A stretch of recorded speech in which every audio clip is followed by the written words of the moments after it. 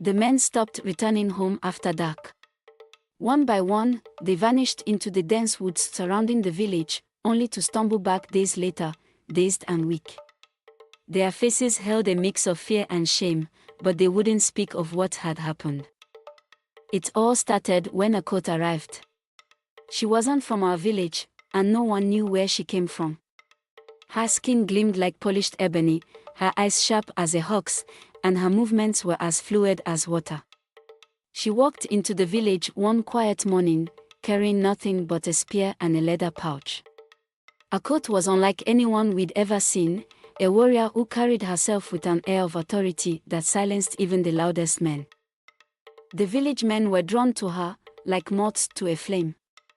Her laughter echoed through the air, seductive and inviting, and she spoke to each man with a soft, knowing smile. At first, it seemed harmless, just an outsider passing through, enjoying the attention. But soon, strange things began to happen. The first to vanish was Otieno, the blacksmith. His wife found his tools untouched one morning, and his bed cold. 3 days later, he reappeared, his body leaner, his eyes hollow. He refused to speak of where he'd been, only mumbling, "She knows. She knows what we hide." After him, it was Onyango, then Odiambo, and so on. Each man who disappeared returned the same way, shaken, gaunt, and unwilling to explain. Akoth never said anything about it.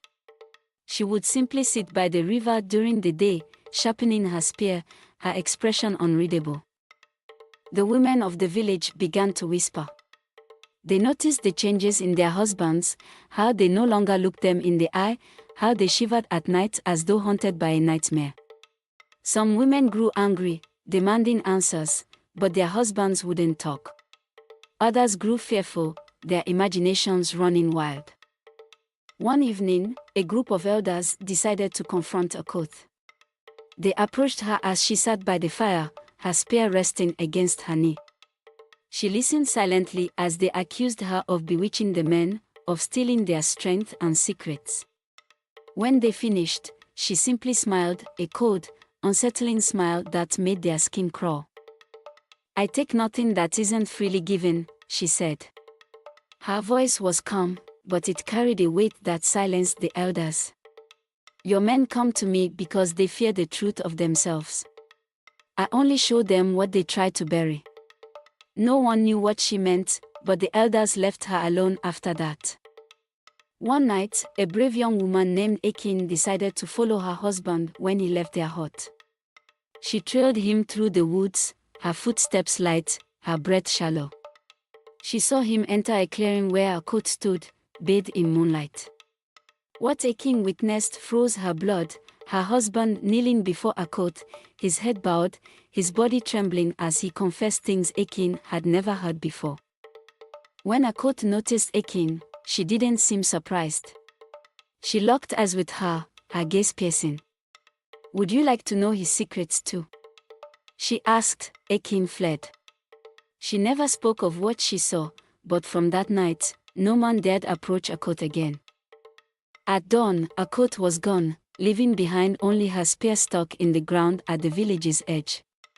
The men never fully recovered. They carried their shame like a second skin, avoiding their wives and avoiding each other. The women didn't ask any more questions. They didn't need to.